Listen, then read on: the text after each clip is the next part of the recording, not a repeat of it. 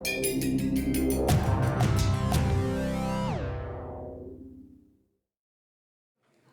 thank you very much for being here. I hope you can hear me. My name's Tom Hiles, and I'm Vice Chancellor for University Advancement, and particularly appreciate you coming over on this very cold day.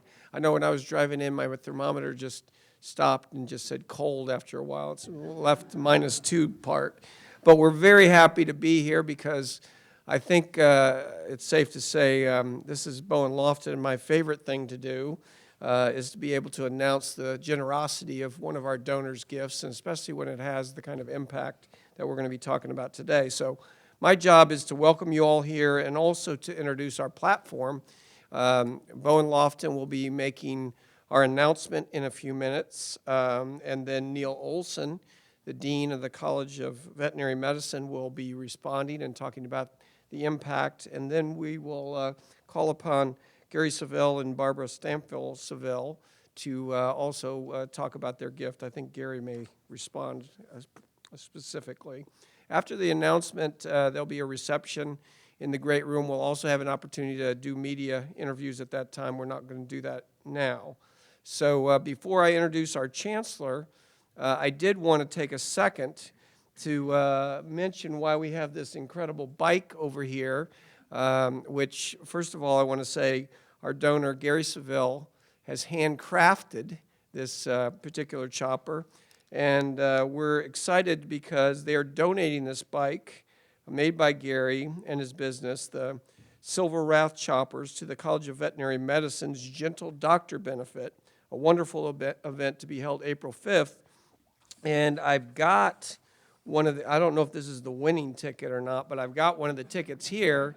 And who do we see, Ron or Nick, in terms of, okay, back table, we've got those being sold as well, and we'd love for you to purchase that for the raffle coming up.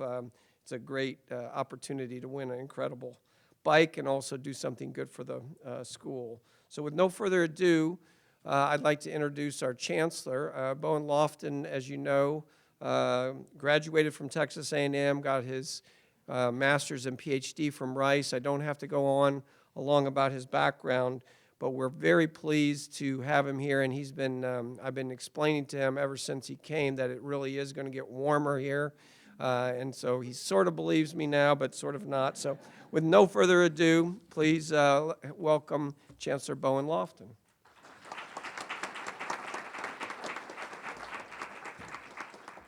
Thank you, I think, Tom. That was a reasonably warm introduction, but my wife and I still don't want to really give up.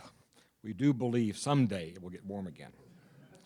The only thing that's really helped us to get past all this is the truly warm welcome from those people, both here at MU and also in the surrounding community. We really appreciate that. You know, that bike is really intriguing to me. I have had motorcycles in the past, sir. I may in the future. This is, I'm the right time for my third childhood, probably, so I'll have to take it myself here a moment. I've had the good fortune to have been oftentimes in the waiting room of a school of veterinary medicine. It's a rather extraordinary place to be because when you are there, you see around you people like yourself who have a beloved pet being cared for by the school, and you have all the anxiety you can imagine you could have.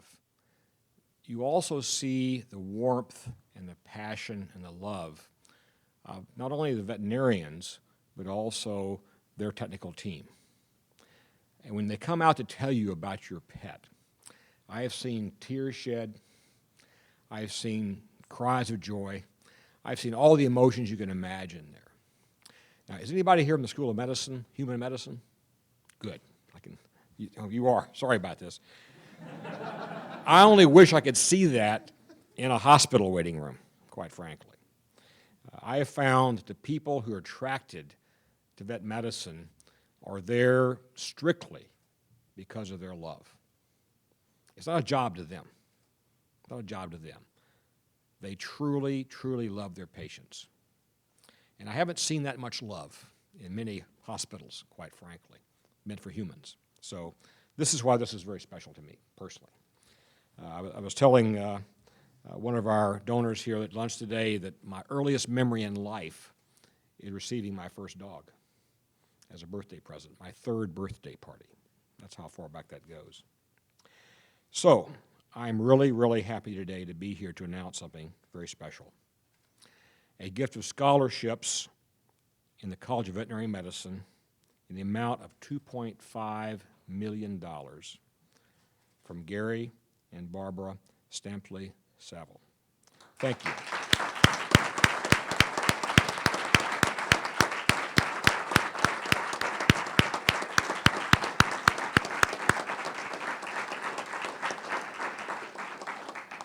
This exceptional gift is in honor of their Labrador Retriever, Cinder. It's an estate gift, and when we realized for scholarships for students who demonstrate financial need and those who are active in community and volunteer service. I'm so proud that so many of our students of veterinary medicine here are very engaged, not simply in learning and delivering clinical services within the context of the school, but they get out of the school. They deal with distressed animals. Whenever there's a fire, a natural disaster like a tornado, guess who's there? Usually first, it's folks in the vet school there, because they know that animals are impacted just like humans are impacted. And again, I find it to be an extraordinary capability we have here. So on behalf of this entire university community, Barbara and Gary, we thank you so much for this. We hold these kinds of gift announcements at places like this for a number of reasons. These two individuals are not our graduates. And more often than not, when I'm up here doing these kinds of things, the folks I'm talking about are our graduates. This makes us very special. They read in papers in St. Louis about another couple, Kay and Cot Fox, who made a similar estate gift to MU a year ago in honor of their beloved dogs. And this set their train of thought going. So this is an example of how philanthropy breeds philanthropy. When you see the example of someone else giving, it makes you think about your own passions, your own emotions, your own loves as well. And that's what happened here. So we're so glad that you, Barbara and Gary, thought of this particular possibility when you first saw that article here. Did your research. You weren't just writing a check to begin with. You did your research, you thought about it carefully, and you made a conscious choice to come here to one of the great veterinary schools of this nation. So I want to now turn the podium over to our special leader here, Dean Neil Olson from the vet school, to speak about the impact these scholarships will have on future generations of veterinarians. Dean Olson.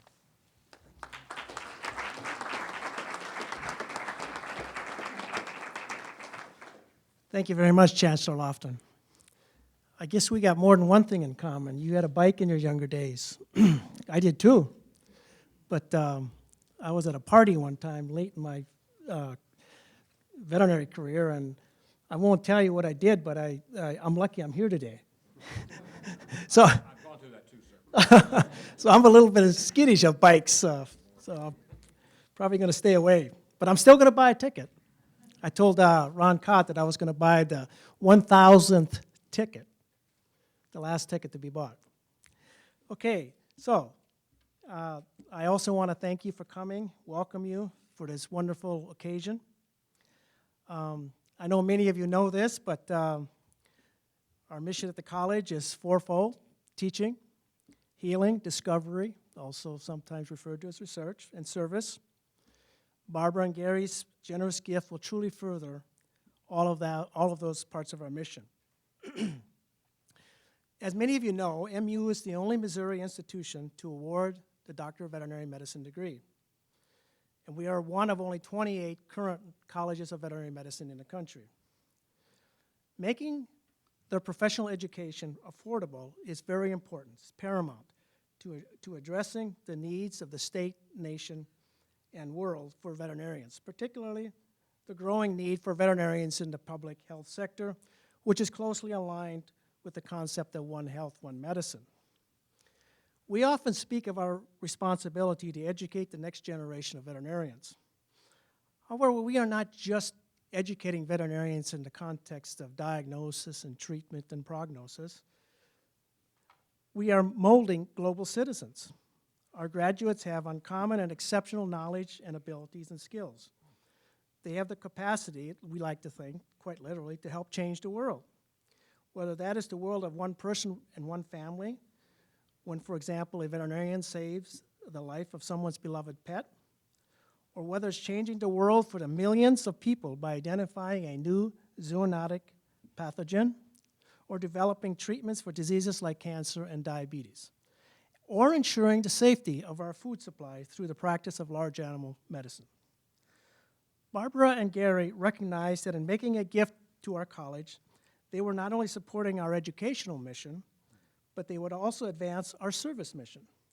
They could help foster a sense of responsibility to become not only gifted scientists of our graduates, but also servant leaders and global citizens.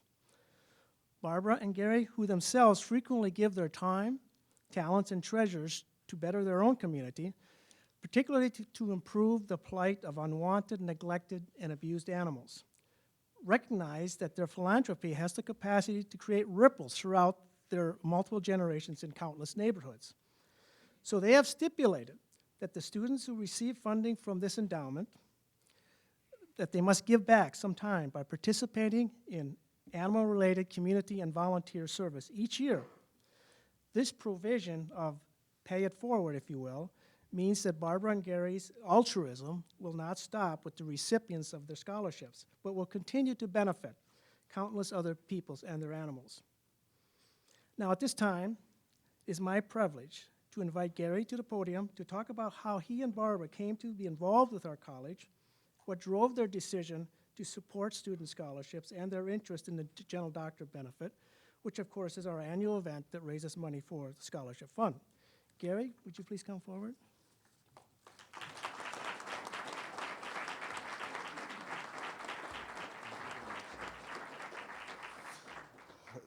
I hate my voice, so I'll keep this short. So myself and Barbara, we don't have any children by choice.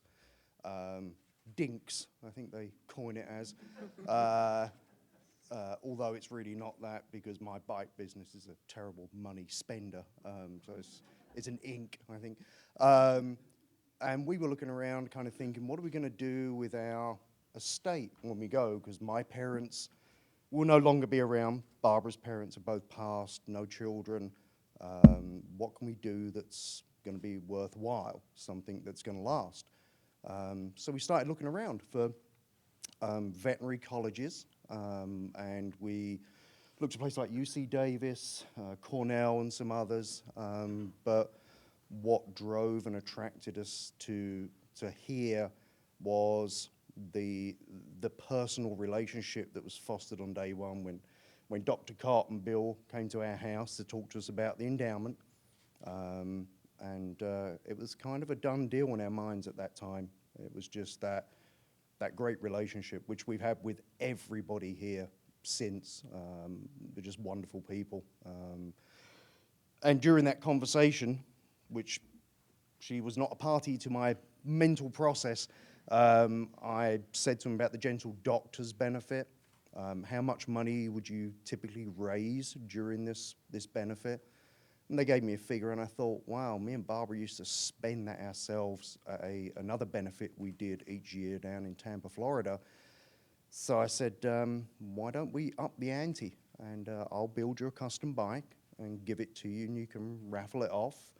And the goal is they have 1,000 tickets for the bike. They're $100 each, so if we sell all the tickets, that's $100,000 for the university, for scholarships, for the cause. So that's the goal here, and I don't want that to just be it. I want to think of what we can do in the future each time we have the benefit, or through our endowment and through this, inspire other people to give products or services or assistance, or if they're like myself and Barbara, where they have an estate and they don't know what they're going to do with it when they go, well, think about what we've done. And it may not be you give it to a vet college.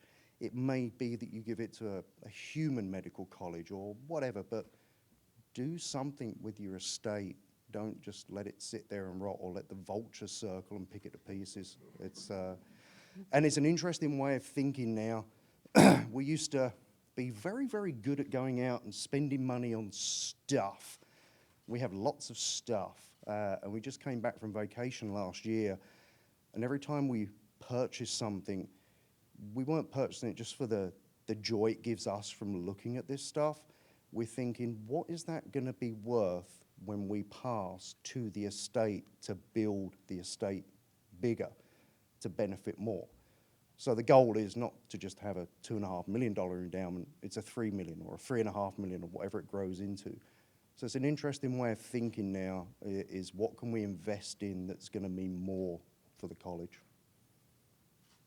Would you like to say stuff? Well, I think one of the driving factors as well to finding the University of Missouri to work with in this endowment was, as Dean Olson mentioned, Cott and K. Fox. We had read about their donation and the history behind it with respect to their family member that fell to cancer, and it was by virtue of the university's vet college working on a medication that actually saved their life. Do you want me to say? So Barbara's father passed away a couple of years ago. He actually had bile duct cancer, very similar situation to Kay Fox's father. So it's very close to home. It meant a lot personally to us. So, Yeah. and And if there's something that our endowment can do to further find treatments,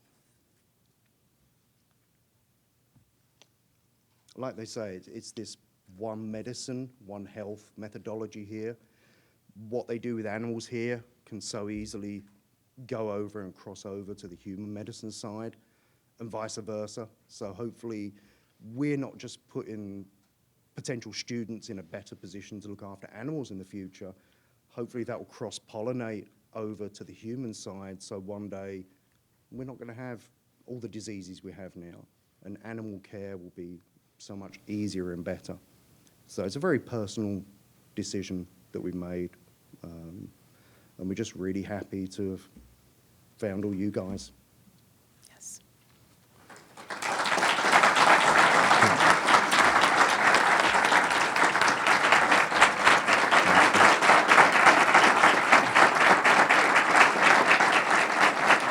Good job. You didn't cry already. Yeah. I did at the rehearsal. Okay. Great job. Thank you. Thank you, sir. Thank you. Very much. Just go in here real quick. So I can't follow that. Thank you so much for those very inspiring remarks. And only thing I wanted to just, as we wrap up with a couple of logistics things, is also to thank my colleagues Ron Codd and Bill Shiflett for their great work and teamwork. You mentioned the team here, and they started the conversation, and then of course brought the dean and others in. But they do tremendous work in building relationships all the time. So thank you guys very much. And I'll also say your comments about Cott and Kay Fox. I just talked to Cott this morning, and he was very sorry that he could not be here. But I know you said that their gift inspired you, but I will have to say you really inspired me today as well about the many things you could be doing with those resources, and instead have chosen to invest here and help students and faculty in generations to come that will never know you or meet you, but will still benefit from your generosity, and I find that very inspiring. So please join me in thanking them one more time.